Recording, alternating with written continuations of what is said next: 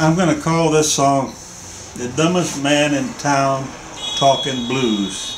It's a sequel to The Dumbest Man in Town, which I already posted yesterday.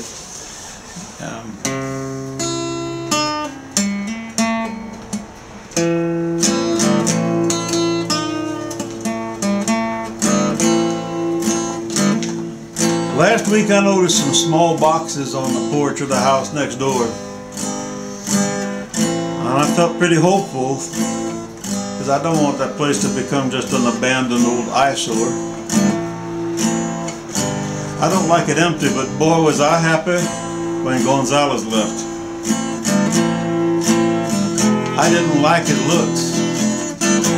Guys like him are not welcome around here. Most folks there, well, they think those guys are crooks. A few days ago, I see another guy and he's getting off a bus in this falling rain, and I ran right up to the house, went right in, and I said, "Oh Lord God, not again." Because just like Gonzalez, he was dark, short, had real thick black hair.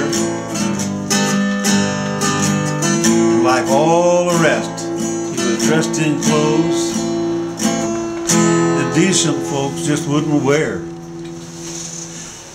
And I thought, what's becoming of my neighborhood if it's filling up with those? With their foreign talk and their funny walk, in those cheap-looking Mexican clothes.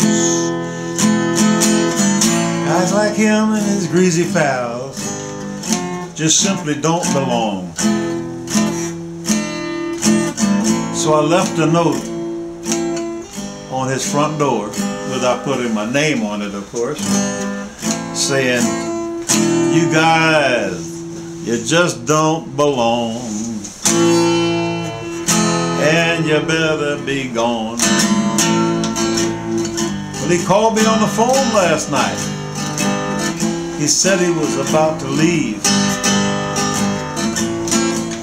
and he was sad to go, and he asked me not to grieve. Oh my God.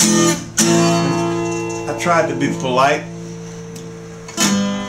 and I said, "Well, Senor, mister, you know, I never even learned your name." And then he mumbled something soft, and it made me think he's got to be insane. Because I thought I heard him say, "Hey, Sus." And, you know, it's bad enough having one guy next door,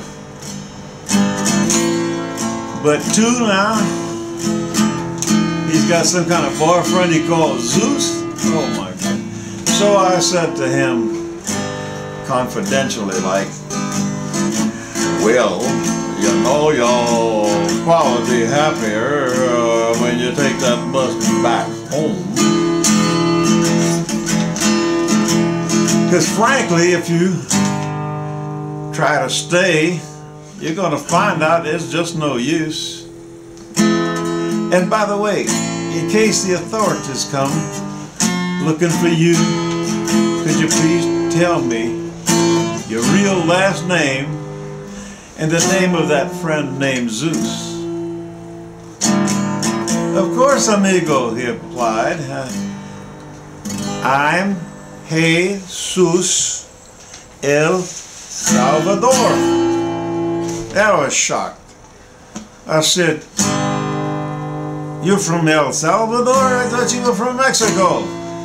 As if it makes any difference, it's all the same down there, you know. He said, "Oh no," that's how he talks. "Oh no, it's not a place." And then I'm from, and then he tried to tell me where he's from. I don't care, you know. Who cares? I cut him off. I said, "It's been real nice talking to you, Mr. Senior, but I have work I have to do. You know, like talking big deal. I'm a working man, not like those other people that come over here and go on this welfare and all that food stamps. I'm a working man. Yes, I got work to do, I said, you know. And he said, I'll always remember you, dear Mr. Jack. Dear Mr. Jack, and I have a gift for you. Well, wow. I said, oh no, mister, you don't have to do that. But if it's something you already have, come on over and leave it outside my front door. Leave it outside the door. And he said, thanks a lot, dear Mr. Jack. I was hoping we could become friends. That's how we talked, you know. Oh boy, I thought, they have my number, they got my name, and they know my house.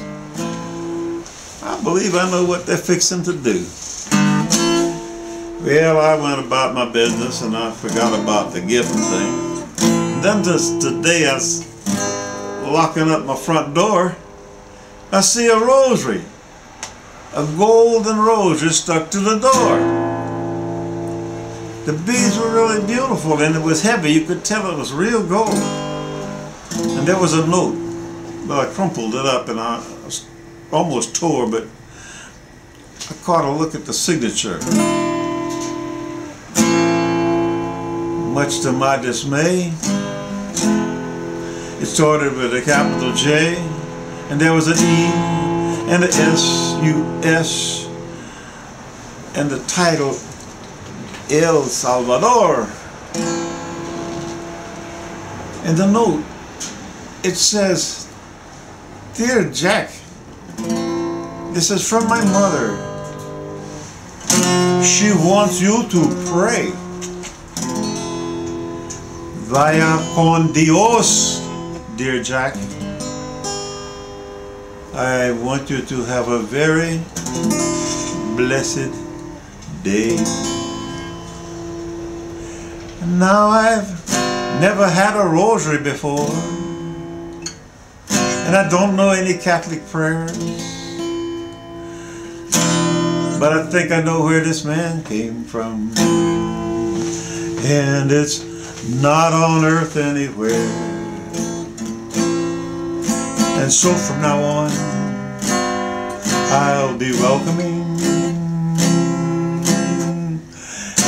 any folks that move next door, whether young or old, or dark or light, whether rich or very poor. For the Lord has taught me very well that I have to be forever kind. I've learned to see the Lord Himself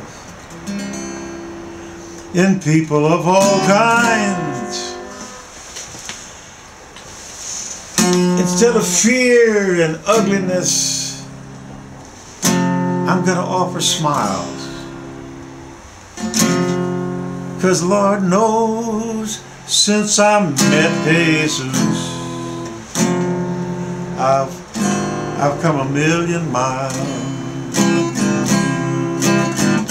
Since I met Jesus, I've come a million miles. And I see that up to now I've earned the world's crown, the world's most shameful crown. 'Cause until today I've always been the dumbest man in this town. Oh yeah, I've been the dumbest man in town.